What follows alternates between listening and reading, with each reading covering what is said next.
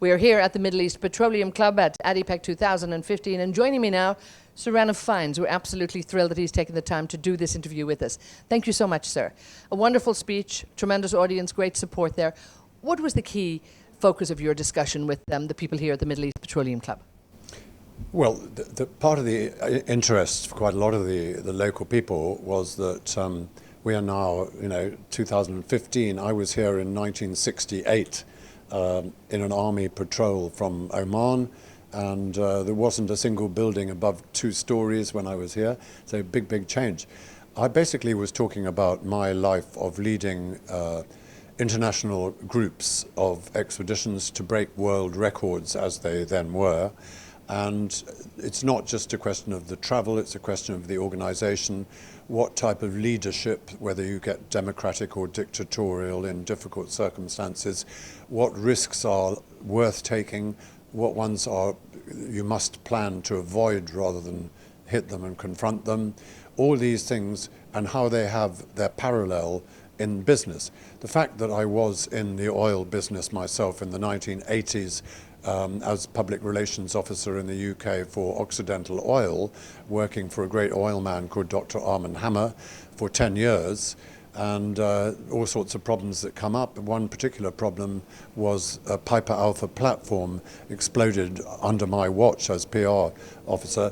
And, I realized that in the oil industry, whether it's in the Gulf of Mexico or whatever, you are in a situation where it can be a lot more potential risk and things going wrong than in most industries.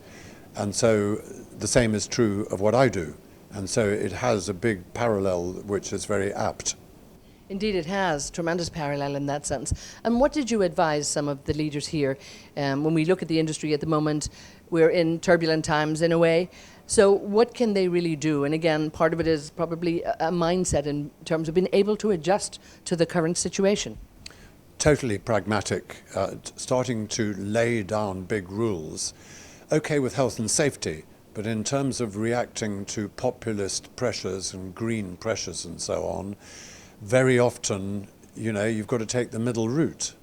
You can't just please one section of the community when economically it would be catastrophic, or you put your rivals up ahead of you.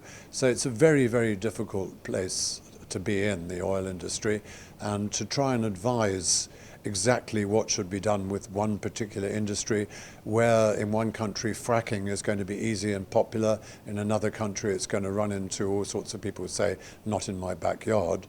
So it isn't very simple moving from what I do to what the oil industry does. There are parallels, but in many cases the parallel from my world would lead to catastrophe if you did it in the oil industry, and you need to know which is which. But ultimately you do face challenges, as you said yourself, face a lot of risks. Talking about almost emotional resilience, which you need, with the risks that you take, and when you're leading expeditions and you're, you have possibly lives at stake too of your companions and other people who believe in you and do that. For leaders in that sense, how do they sort of harness that emotional resilience in a way, particularly when times are tough? Well, I can only say how we on expeditions, how a managing director or a CEO, there's not so much room for emotion. We can get emotionally upset with each other in a tent when we're starving, when we've run out of fuel to keep warm at -80. You've got frostbite, you can smell the gangrene in the tent, all this sort of stuff isn't what you find in an oil industry office, or hopefully you won't.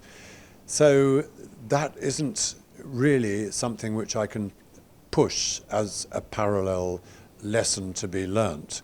It exists with us, and if we're going to break world records, then we need to be better at putting up with the gangrene and the frostbite than our rivals. If a particular oil industry has got known rivals, then there are lessons that can be crisscrossed from our field into theirs. But nowadays the oil industry has to be pretty much united all over the place, even with OPEC fading away, the importance of OPEC. I can remember in the 80s when OPEC was everything. You'd watch what they were saying and what they were doing and what they were liable to do. Now that's not the case. When you're looking at this region, as you say, a long time ago since you've been here, are you impressed with the progress in this region? And I'm sure you've been able to watch it from afar, because we hear about it in the mainstream media, and that a lot of work going on here in this region.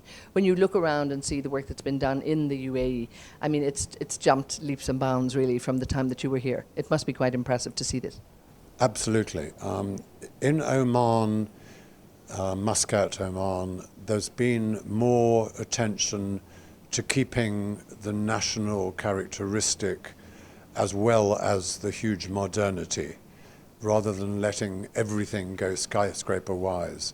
But then take a look at the Grand Mosque here, for instance. That is totally in keeping, and therefore, as long as you don't put your next skyscraper up right behind it, then that's fine. But there's a place for keeping the character and the traditional atmosphere. And I think it's been done pretty well here. There's certain areas which in Europe actually, where a skyline which for hundreds of years has been beautiful, and then you get something trying to get higher than the neighbour's building, and it ruins the entire aspect of it.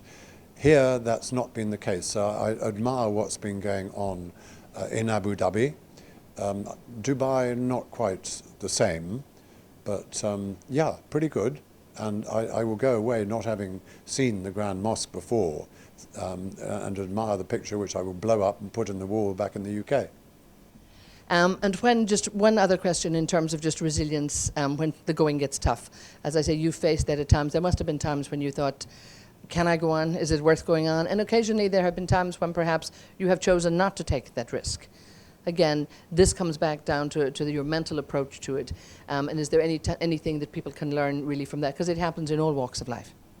Yeah, that is very bad. If we've spent years, which we usually do, planning and organising an expedition, and we've got 3/4 of the way to breaking a world record, then having to give up because it's the responsible thing to do, or because you know that if you carry on a bit further you'll lose a leg or fingers or whatever, then you do have to make a decision, and it's going to be a very painful decision. Or you're going to take that risk, possibly your life, somebody else's life, their next of kin who you know is going to blame you for going on when perhaps you shouldn't. And it's going to be too late if something goes wrong because you have decided to go on when really you should have made the decision to fight another day. And again, that's tough. Emotionally, I would imagine, for you, for all of the people involved.